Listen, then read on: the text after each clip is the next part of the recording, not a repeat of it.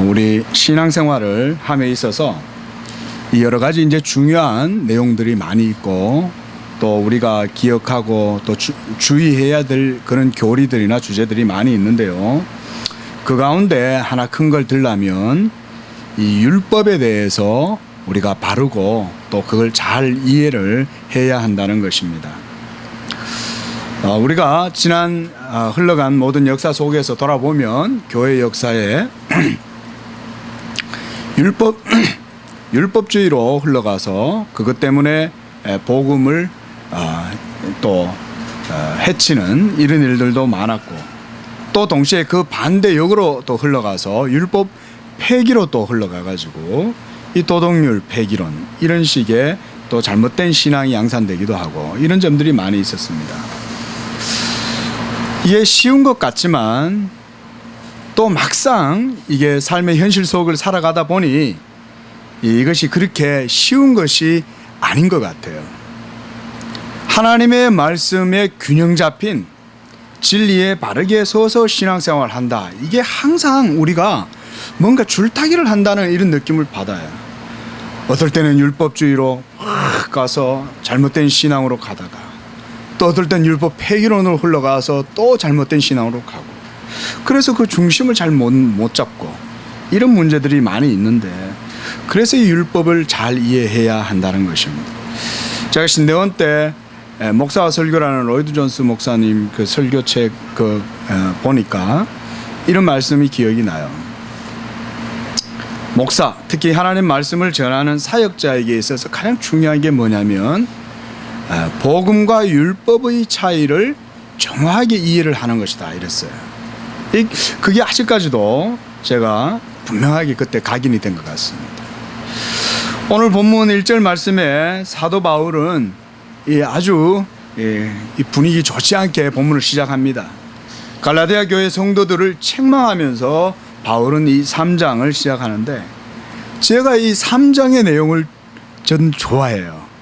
3장 말씀을 보면 율법과 함께 믿음에 대한 설명을 잘 해주기 때문에 그런 것 같아요. 그렇다면 갈라디아 성도들은 왜 책망을 받았을까요? 그것은 순수한 복음에서 그들이 돌아서서 잘못된 교훈, 즉 율법주의 이러한 신앙으로 흘러가서 진리를 왜곡했기 때문에 그들이 받은 참되고 진실한 이 진정하고 순수한 이 복음을 어리석고 미련한 것으로 여기고 단순하고 명료한 진리를 왜곡시켰기 때문에 바로 어리석다는 책망을 받은 것 아니겠습니까? 그렇다면 그들은 왜 그렇게 단순하면서도 명료한 이 믿음으로 말미암아 구원받는다는 이 신앙에서 이 진리에서 벗어나서 다른 길로 걸어가려고 했을까요? 그것은 다름 아닌 바로 우리 인간의 연약함 때문입니다. 그게 바로 육신이에요. 여러분, 우리 육신의 속성은 가만히 놔두면 절대로 하나님의 진리 쪽으로 나가려고 하지 않습니다. 가만히 놔두면 육은 육으로 흘러가서 그리고 육적 사고방식과 육적 욕망과 이런 것들을 아름답게 여겨서 그쪽으로 기어코 흘러가도록 하기 마련이에요. 이게 육의 특성이에요. 가만히 놔두면 안 됩니다. 심지어 성령의 사람도 마찬가지입니다. 그래서 우리가 다 알다시피 사도 바울조차도 그가 로마서 7장 이런 데 보면 자신의 연약함을 아주 처절하게 고백하잖아요. 그리고 탄식하잖아요. 나는 이 사망의 몸 속에서 산다는 거죠. 이거 여러분, 우리가 주님 앞에 서는 그날까지 이 고민 갑니다. 중간에서 이거 벗어날 수 있는 그런 때가 있을 거라는 생각하면 안 됩니다. 와, 그 얘기 들으면 어떨 때는 정말 괴로울 수 있습니다. 어떻게 죽을 때까지 그러면 우리가 맨날 그런 긴장감 속에 살아야 되냐? 죄송하지만 사실입니다. 주님 앞에 가는 그날까지 우리가 십자가를 붙들고 십자가만 바라보고 나가야 되는 이유가 거기에 있습니다. 잠시 잠깐 곁눈질 하는 거죠. 경주를 막 열심히 하다가도 경기하는 선수가 다른 데도 쳐다보는 거죠. 얼마 전에 생각납니다마는 얼마 전에 TV에 보니까 10m 뒤에 다음 주자가 달려오는데 1등이라고 넋놓고 웃다가 딱 마지막 라인에서 그 사람이 탁 추월을 해버렸어요. 딴 데 쳐다보면 안 됩니다. 이게 신앙생활이라는 게 그래서 이게 쉽지 않은 게 바로 우리의 육신 때문에 그래요. 거기에서 우리가 믿음을 바르게 이해하고 하나님의 말씀을 바르게 이해하고 굳게 붙들고 있어야 율법 폐기론이니 율법주의니 이런 데 안 흘러간다 이거예요. 자, 그런데 오늘 보니까 사도 바울은 이 율법에 대해서 우리 설명을 해줍니다. 율법에 대한 신학적인 여러 내용들은 사실은 많이 있습니다.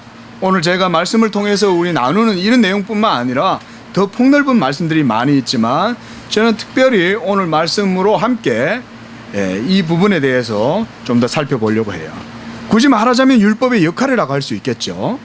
본문 제목을 제가 율법은 무엇이냐 이렇게 정했는데 그것은 이제 오늘 19절 말씀에 있는 말씀에서 제가 따온 것입니다. 19절 말씀 보면 그런즉 율법은 무엇이냐 그랬습니다. 거기 보니까 범법함으로 더하여진 것이다. 여기서 더하여졌다는 얘기는 추가되었다는 거예요. 에디션 됐다는 거예요. 그리고 이것을 약속하신 자손이 오시기까지 있을 것으로 설명을 합니다. 자, 범법함으로 인하여 더하여졌다. 우리가 여기서 좀 생각을 해볼 필요가 있어요. 뭐냐면 사도 바울은 지금 1절에서 우리가 읽은 19절 사이에 누구를 언급하면 아브라함을 언급합니다. 믿음의 조상 아브라함이 의롭다함을 받은 것이 무엇이고 그가 하나님께 받은 은혜가 무엇인가를 설명을 해줍니다. 여러분, 우리가 돌이켜보면 아브라함뿐만 아니라 아브라함 그 이전 아담 이후에 아브라함 그 사이에 구원받은 사람들은 율법의 행위로 구원받았습니까? 믿음으로 구원받았습니까? 우리가 그 사실은 히브리서 11장에서 분명하게 볼 수 있죠. 거기서 뭐라 그러죠? 믿음의 사람들, 구름같이 허다한 믿음의 선진들, 그들은 다 모두가 믿음으로 살았다. 그리고 믿음으로 하나님과 동행하고 아벨과 셋과 에녹과 노아와 그리고 아브라함 이후에도 여러분 이방 여인 라합도 믿음으로 구원받았잖아요.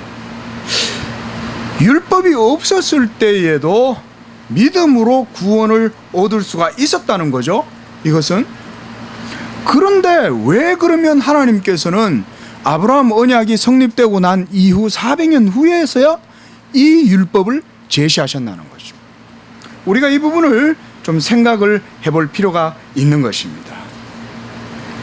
자, 말씀드렸듯이 율법이 없어도 구원받는 것에는 문제가 전혀 없었어요. 그 이전에도 다 구원받았어요. 물론 여러분 율법이 없어서 그 이전 시대에도 다 구원받았다 이 말을 또 어떤 사람들 오해할 수 있습니다. 그러면 율법 없어도 되겠네. 제가 오늘 말씀드리는 이 내용은 율법이 없으면 안 된다는 내용을 설명하려는 거예요. 그러니까 오해를 하시면 안 돼요. 율법이 없어서는 안 된다 이 얘기를 하는 거죠. 그러면서 율법의 역할을 지금 말씀을 드리려고 하는 거예요. 결론적으로 말하면 율법이 없으면 믿음이 서지 못합니다. 여러분 이 관계를 여러분들이 잘 주의해야 됩니다.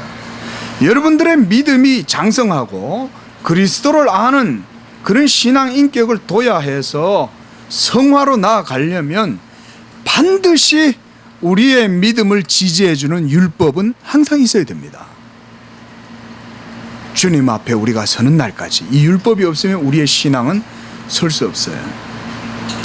제가 제가 댁에 밭이 있어가지고 거기에다 이렇게 작물들을 좀 심어봅니다. 재미로 오이를 심어요. 오이 농사 원래 망했습니다. 왜냐? 이 오이들이 처음에 심어놨다가 처음에 이 지지대를 바르게 안 세워놔가지고 오이가 오이 손이 있거든요. 여러분 아세요? 이렇게 콕 잡는 거 손이 있어요. 예, 이렇게 오늘 네이버에 가서 검색해 보세요. 모르시는 분들은. 예. 그 이게 탁 잡고 올라가서 쭉 펼쳐져서 거기서 이게 열매가 맺힌단 말이에요. 오이가. 근데 이게 처음에 잘 안 잡아주면 얘가 자기 무게를 이기지 못해가지고 오이가 손을 잡고 올라가질 못해요. 밑이 무거우니까. 처음부터 탄탄하게 탁 잡아줘 지지대를 딱 잡아줬으면 얘가 올라갈 텐데 오이가 망했어요. 원래 하나도 못 따먹었어요. 네.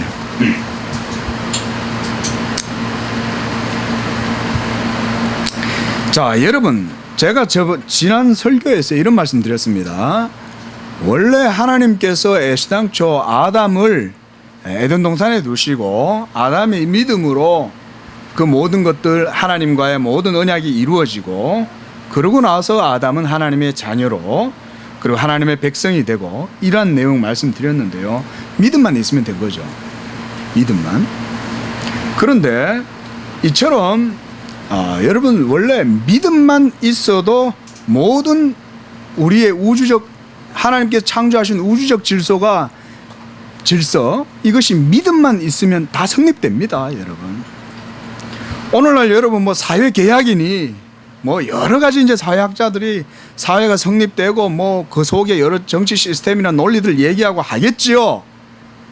그런데 그 모든 것의 기반은 뭡니까? 범죄하고 타락하고 예? 이기적 유전자의 이 세계 속에서 살아가는 체계죠.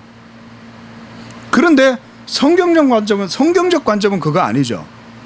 성경에서 모든 인간 사회가 하나로 유기체적이고 하나님이 창조하신 원리대로 모든 사회가 민족이 온전히 이루어지려면 뭐가 필요하냐? 사실은 믿음만 있으면 된다는 거예요.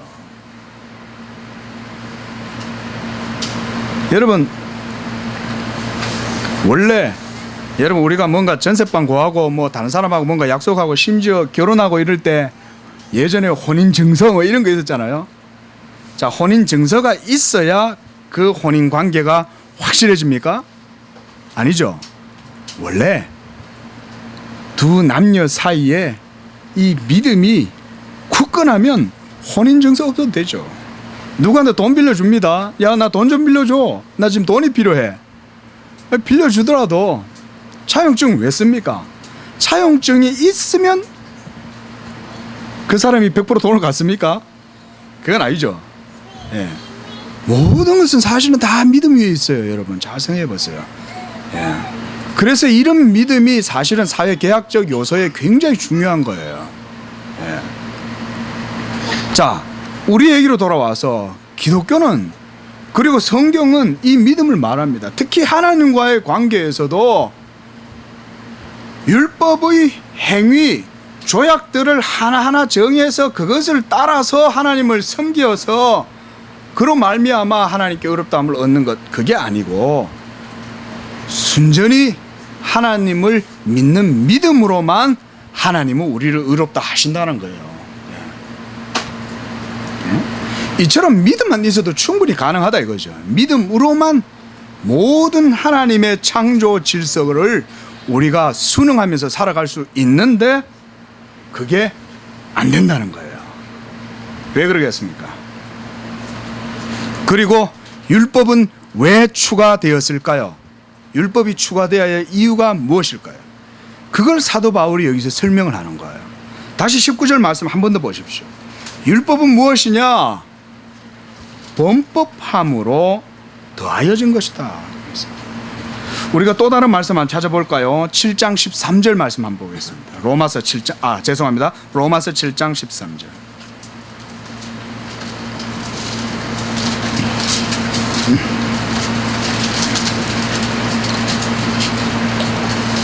자, 우리 함께 읽어보겠습니다. 시작. 그런즉 선한 것이 내게 사망이 되었느냐? 그럴 수 없느니라. 오직 죄가 죄로 드러나기 위하여 선한 그것으로 말미암아 나를 죽게 만들었으니 이는 계명으로 말미암아 죄로 심히 죄되게 하려 함이다. 그랬습니다. 이게 무슨 말씀입니까? 자, 간단히 설명드립니다. 죄로 심히 죄되게 하려 함이라는 것은 우리가 죄를 모르고 무지함 가운데에서 그저 믿음도 아무렇게나 내가 법 없이 믿음 생활 아무렇게나 해서 중구난방신앙 될까봐 하나님께서 율법을 세워 두셨다는 거예요. 자, 한 번 더 보겠습니다. 로마서 5장 말씀입니다. 5장 20절 말씀.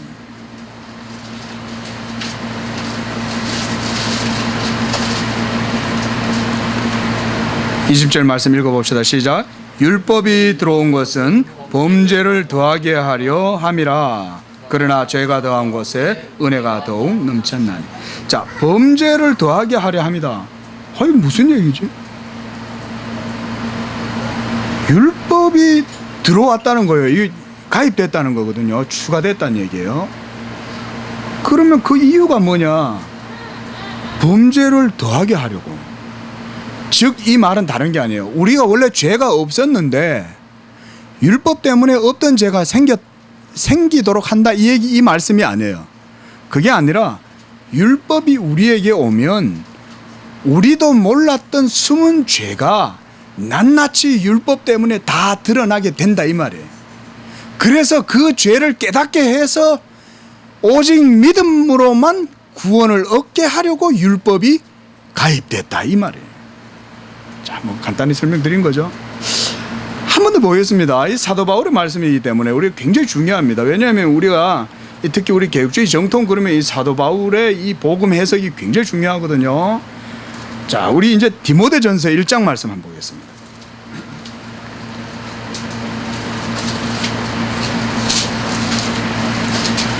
디모데전서 1장 8절에서 9절까지만 시간 관계상. 자, 8절 9절 시작. 그러나 율법은 사람이 그것을 적법하게만 쓰면 선한 것임을 우리는 아노라. 알 것은 이것이니 율법은 옳은 사람을 위하여 세운 것이 아니요 오직 불법한 자, 복종하지 아니하는 자, 경건하지 아니하는 자, 죄인과 거룩하지 아니한 자, 망령된 자, 아버지를 죽이는 자, 어머니를 죽이는 자와 살인하는 자며. 10절까지 봅시다. 음행하는 자와 남색하는 자와 인신매매하는 자와 거짓말하는 자와 거짓 맹세하는 자와 기타 바른 교훈을 거스리는 자를 위함이다. 이게 율법은 무엇이냐에 대한 사도 바울의 설명이에요. 율법은 선한 것인데도 이것은 바로 이런 불법한 자들을 위함이다. 그 이제 정리를 좀 한번 해보세요. 자, 이 율법은 선한 거예요. 거룩한 하나님의 계명이에요. 그리고 그 율법 가운데 하나님의 뜻이 다 나타나요. 우리를 향하신 사랑도 있고 그 속에 하나님의 우리를 향하신 모든 뜻이 그 속에 다 있어요. 그래서 우리가 율법을 깊이 묵상하는 겁니다. 그러함에도 불구하고 이 율법을 하나님은 수단적으로 사용하신다는 거예요. 어떻게 그걸 쓰시냐? 믿음의 대척점으로 딱 세워두시는 거예요. 믿음의 대척이란 말은 지지대로 세워놓으신다는 거예요. 지지대로. 여러분, 만일 아브라함 이후에 이스라엘 백성들이 가나안 땅에 들어가서 이제 그 땅에 정착하고 신민 백성의 삶을 살아가도록 하나님께서 그 땅에 들여보내놨는데 그들의 거듭나지 못한 상태 그대로 그 땅에 들어가 가지고 거기에서 율법 없이 산다면 하나님의 백성된 삶을 그들이 살아갈 수 있었을까요? 이거 절대로 불가능한 거예요.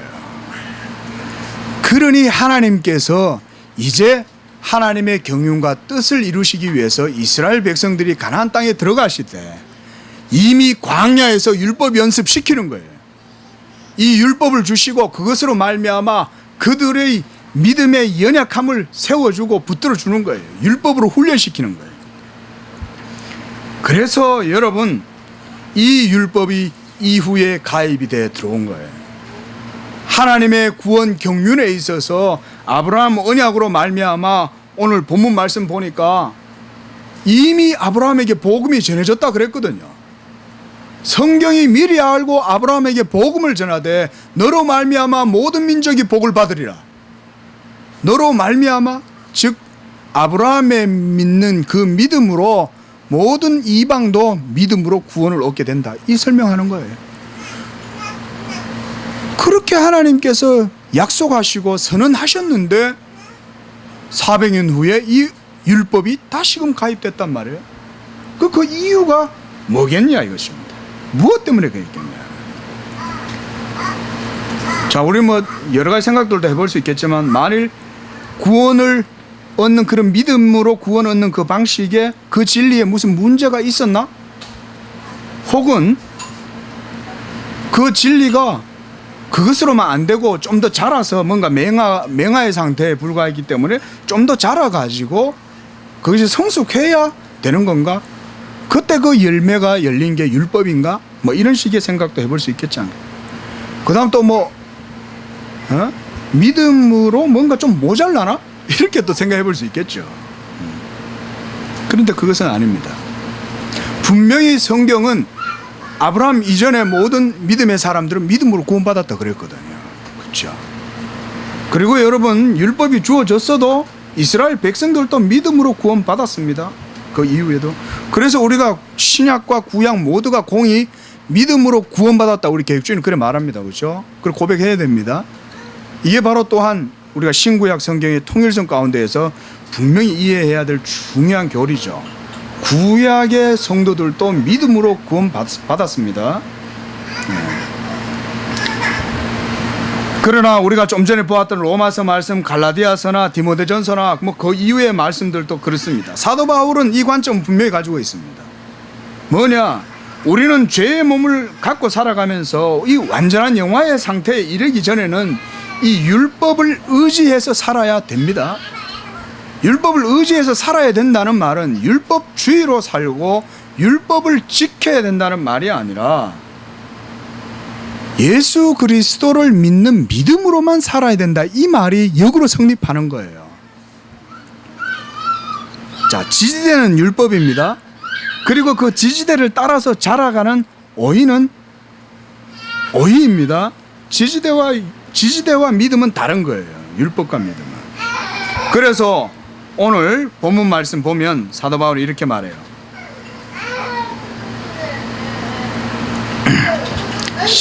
12절 말씀 보십시오. 율법은 믿음에서 난 것이 아니다 그랬어요. 율법은 믿음에서 난 것이 아니라 그랬어요. 여러분, 이런 표현들을 우리가 정말 잘 이해를 해야 됩니다. 무슨 얘기냐면 하나님께서 이 믿음을 세우기 위해서 옆에다가 말뚝 갖다 박아 놓으신 거예요. 400년 후에. 그래서 아브라함의 자손들이 이 믿음을 잘 보양해서 세우려고 하나님이 율법을 주셨다는 거예요. 그리고 이스라엘 백성들은 광야와 이스라엘 모든 역사 속에서 이 율법을 통하여 장차올 좋은 것을 바라보게 하고 율법의 증거 속에서 하나님의 은혜와 사랑과 자비와 선하심, 인자하심, 긍휼하심, 이것들을 율법을 통해서 맛보고 살아가는 거예요. 언제까지? 그가 오실 그날까지. 그 이후에 그가 모든 율법을 다 이루시고 그리고 그 몸으로 패하시자 이제 더 이상 율법을 의지하여 살아갈 필요가 없어요. 왜? 율법으로는 죄를 완전하게 정결할 수 없고 율법은 완전하게 우리의 양심을 자유롭게 할 수 없기 때문에, 그렇다면 죄인의 죄가 완전히 속해지고 완전한 자유를 얻을 수 있는 것 언제입니까? 예수 그리스도를 믿고 성령의 은혜를 받고 성령의 충만함 속에 있을 때에 율법을 이기는 거예요. 그리고 이 율법을 이기고 난 다음에는 율법을 무시하는 게 아니라 율법의 요구를 따라서 살도록 나아가는 것입니다. 이제는 지지대가 없어도 오이 혼자 달랑달랑 잘 매달려 있는 거예요. 예? 이것이 바로 하나님께서 율법을 주신 이유를 바울이 설명하는 겁니다. 자, 역으로 한번 생각해 봅시다. 그러므로 우리가 이 갈라디아 성도들이 어리석다라는 책망을 받은 이유를 잘 생각해야 됩니다. 그것은 여기 있는 우리 모두, 대한민국뿐만 아니라 주님 오실 그날까지 모든 그리스도인들에게 동일해요. 너 잘못하면 어리석어진다. 이 경고는 항상 우리가 들어야 됩니다. 어리석도다라고 하는 이것은 갈라디아 성도들에게만 해당되는 게 아니죠. 모든 그리스도인들도 이와 같은 책망을 들을 가능성을 항상 가지고 살아요. 성령을 의지하고 말씀과 기도 가운데 살지 않으면, 그리스도의 십자가의 의를 굳게 붙들고 그분만 바라보지 않으면 우리는 또 어느 순간 율법과 복음 이 사이에서 흐트러져서 또 잘못된 신앙의 길로 걸어가. 그러다 보면 육체의 열매, 사망의 열매만 맺게 되는 것입니다. 그러므로 율법이 없으면 믿음이 서지 못합니다. 주님 오시는 그날까지 이 율법은 우리를 견책하고, 그리고 우리로 하여금 믿음으로 말미암는 의를 붙잡도록 항상 옆에서 서포트합니다. 만일 우리가 믿음으로 말미암는 이 단순한 복음을 지루해하거나, 질린다, 맨날 교회 오면 오직 믿음이다, 오직 믿음이다, 그래 그거 뭐 알지 뭐 그거 모를까봐 그 단순한 거 나도 알겠다, 어린애도 다 알겠다, 이렇게 쉽게 얘기할 게 아니라는 거예요. 그거 맨날 들었는데 질린다, 좀 다른 얘기 좀 하면 안 되나? 여러분, 주님께서 왜 하나님의 말씀에 다른 것을 섞어 넣지 마라, 왜 다른 색시를 갖다가 짜가지고 그 속에 컬러풀하게 그런 거 추가하지 마라, 왜 반죽에 유교병을 넣지 마라, 왜 그러셨을까요? 정말 밋밋하고 아무 맛 없는 싱거운 그 떡, 그게 바로 복음이기 때문에. 복음은 단순하고 명료하지만 우리 죄로 말미암는 육체에게는, 이 눈의 감각과 육신의 안목, 그리고 이 육신의 정욕에는 그게 너무 싱거워요. 신앙생활 좀 하다 보면 좀 짜고 맵고 파도 먹고 싶고 마늘도 먹고 싶고 말이죠. 예? 거기다 여러 소스도 좀 필요하고 말이죠. 그렇게 먹고 싶다는 거예요. 광야에서 이스라엘 백성들은 하나님께 그렇게 탄식했죠. 그런데 여러분, 이 단순한 복음 진리가 우리가 지켜야 될 바로 그 이유가 거기 있어요. 우리 육신은 다른 걸 좋아합니다. 복음 속에 뭔가를 가미하고 싶어 해요. 복음도 아주 다채롭고 예쁘게 하고 싶어요. 절대로 그거 썩으면 안 됩니다, 여러분. 제가 설교 시간에 이런 말씀 드리기 조금 조심스럽고 죄송한 말씀이지만, 한국교회 제가 목회자 길 걸어오면서 선배들, 목사님들, 여러 사역자들 하시는 거 보면서 좋은 것도 너무 많이 봤지만 참 안타까운 것들은 뭐냐면, 뭔가 거기에 인간을 즐겁게 해주는 요소가 그 속에 가미되면, 그 속에 복음도 있어요. 그 요인 속에, 시스템 속에 복음의 요소들도 있음에도 불구하고 그런 것도 가미시킨다 이거예요. 왜? 사람들 더 끌어모아야 되거든요. 성도들 왔는데 재미없으면 이 목사가 나중에 정치적으로 밀리잖아요. 죄송합니다, 이런 표현 써서. 네? 그러니까 다 자꾸 뭘 집어넣는 거예요. 복음 아닌 다른 요소를 집어넣어 봐도 10년 정도는 표시가 잘 안 나요. 그런데 여러분 알 것은, 사상은 100년, 200년, 500년 넘게 가죠. 1000년 가죠. 그렇죠? 분수령이에요. 나중에 가면 극과 극을 가는 거예요. 여러분, 단순한 복음에, 순수한 복음에 무교병에다가 유교병 딱 누룩을 집어넣어버리면 끝나는 거예요. 나중에 다 썩는 거예요. 전체가 다. 말씀을 정리하겠습니다. 이처럼 하나님께서 오늘날도 우리에게 이 율법을 주신 이유와 목적을 분명하게 말씀해 주세요. 율법이 왜 필요하냐? 그것은 범법하는 자들 때문에 그렇다. 원래는 믿음만 있어도 다 된다.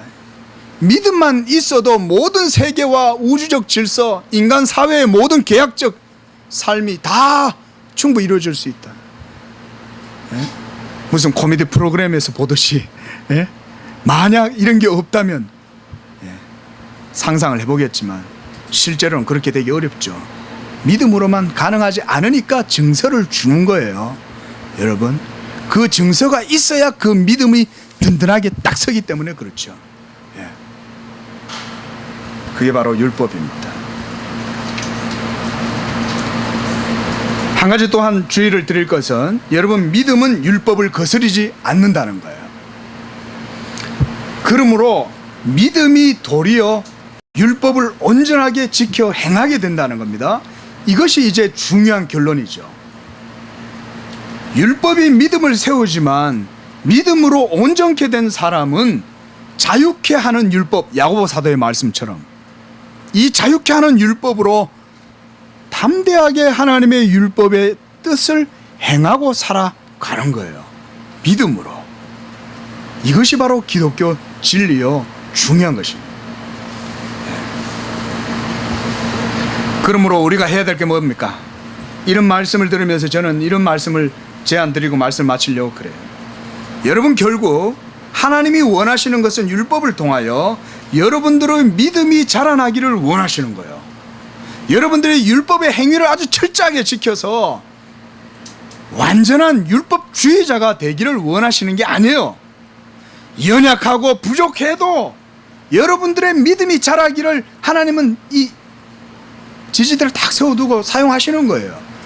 그리고 여러분들이 그리스도의 이 장성한 분량으로 성장하면 여러분들의 믿음이 자라서 신앙의 인격이 성장하고 그리스도를 아는 지식이 충만하게 이르게 되면 이 전인격적 도야가 이루어지는 거예요. 여러분, 그리스도의 장성한 분량에 충만한 그 상태가 바로 원래 하나님이 원했던 아담의 그 상태였죠. 믿음의 최상의 상태. 하나님의 본래 창조의 목적이 그것을 통하여 이루어지는 겁니다. 이처럼 우리의 믿음이 날마다 자랄 때에 우리의 삶 가운데 하나님께서 세우신 이 율법의 요구가 우리의 삶 가운데 이루어지게 되는 줄로 믿습니다. 기도하겠습니다. 하나님, 감사합니다. 저희들 사랑하셔서 이와 같이 귀한 율법을 주시고 이 계명의 말씀을 따라 우리가 어떻게 믿음 생활해야 하는지를 깨닫게 하시니 감사합니다. 하나님, 우리가 오직 믿음으로 의롭다 하심을 얻고 이 믿음으로 하나님을 기쁘시게 하고 이 믿음으로 말미암아 성도의 모든 삶을 살아가게 되는 줄로 믿습니다. 그러할 때에 이 율법이 도리어 선한 것이어서 우리가 이것을 쫓아 즐거이 헌신하고 순종하고 살아가지만 때때로 우리의 연약한 육신으로 말미암아 이 율법을 싫어하고 하나님의 계명 순종하는 것을 싫어하여 율법에 거스르고 율법을 오히려 범할 때가 많이 있습니다. 그러할 때마다 우리가 다시금 십자가의 의를 굳게 붙들 수 있도록 은혜를 베풀어 주시옵소서. 그리스도 예수의 이름으로 기도하옵나이다. 아멘.